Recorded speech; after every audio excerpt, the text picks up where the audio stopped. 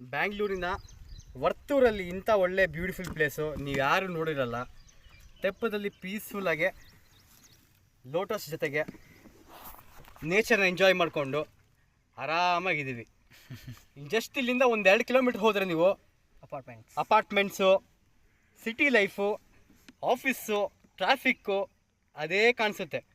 Just ಆ city ವರ್ತೂರಿಂದ 2 kilometres ಒಳಗಡೆ ಬಂದರೆ ಇಂಥ ಒಳ್ಳೆ ಪೀಸ್ಫುಲ್ ಪ್ಲೇಸ್ ಇರುತ್ತೆ.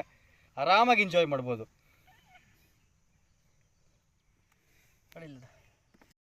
ಸ್ನೇಹಿತರೆ ನಮಸ್ತೆ. ವರ್ತೂರ್ ಹತ್ರ ಒಂದು ಅನ್ಡಿಸ್ಕ್ಲೋಸ್ ಪ್ಲೇಸ್ ಇದೆ.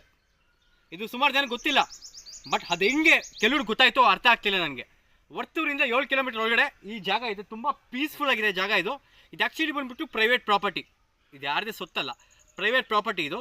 ಬಟ್ ಇದನ್ನು ಕೆಲವ್ರಿಗೆ ಹೆಂಗೆ ಗೊತ್ತಾಯ್ತು ಈ ಪ್ಲೇಸ್ ಗೊತ್ತಿಲ್ಲ. ಅದನ್ನು ಟೂರಿಸ್ಟ್ ಪ್ಲೇಸ್ ಆಗಿ ಮಾಡ್ಕೊಂಡು ಇಲ್ಲಿ ಬಂದು ಎಣ್ಣೆ ಹೊಡಿಯೋದು, ಬಾಟ್ಲುಗಳಲ್ಲೇ ಬಿಸಾಕೋದು, ಬರ್ಡೇ ಪಾರ್ಟಿ ಮಾಡೋದು ಎಲ್ಲ ಮಾಡ್ತಾ ಇದ್ದಾರೆ.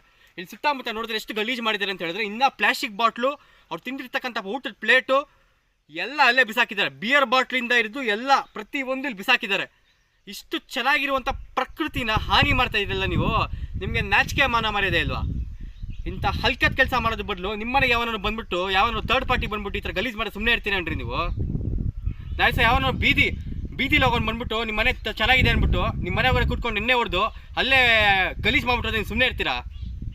ಅದೇ ಥರ ಇದು ಪ್ರೈವೇಟ್ ಪ್ರಾಪರ್ಟಿ, ಇದು ಟೂರಿಸ್ಟ್ ಪ್ಲೇಸ್ ಅಲ್ಲ. ಟೂರಿಸ್ಟ್ ಪ್ಲೇಸ್ ಆದರೂ ಅಷ್ಟೇ ಪ್ರಕೃತಿನ ಹಾನಿ ಮಾಡಬಾರ್ದು, ನೀಟಾಗಿ ಇಕ್ಕೊಬೇಕು. ಇದು ಪರಿಜ್ಞಾನ ಅಂತಾರೆ ಇದನ್ನ. ಇಂಥ ಪರಿಜ್ಞಾನ ಇಲ್ದಿರೋ ನೀವು ಸಮಾಜದಲ್ಲಿ ಹೆಂಗೆ ಬದುಕ್ತಿರೋ ಅರ್ಥ ಆಗ್ತಿಲ್ಲ ನನಗೆ. ಸ್ನೇಹಿತರೆ ನಮಸ್ತೆ. ಸುಮಾರು ಜನ ಫಿಶ್ ಮಸಾಜ್ ಮಾಡಿಸ್ಬೇಕು ಅಂತಂದರೆ ಮಾಲ್ಗಳಿಗೆ ಹೋಗಿ ದುಡ್ಡು ಕೊಟ್ಟು ಮಾಡಿಸ್ಕೋತಾರೆ. 150, 200 ರೂಪಾಯಿ, 300 ರೂಪಾಯಿ ಎಲ್ಲ ಕೊಟ್ಟು ಮಾಡಿಸ್ಕೋತಾರೆ. ನಮಗೆ ಇಲ್ಲಿ ಫ್ರೀಯಾಗೆ ಬಾವಿಲಿ ಫಿಶ್ ಮಸಾಜ್ ಮಾಡಿಸ್ಕೊಳ್ತಾ ಇದೀವಿ ನೋಡಿ, ನಮ್ಮ ಬಾವಿಯಲ್ಲಿರುವಂಥ ಮೀನುಗಳ ಹತ್ರ. So natural therapy fish massage ಫ್ರೀಯಾಗೆ ನಮ್ಮ ಬಾವಿಯಲ್ಲಿ.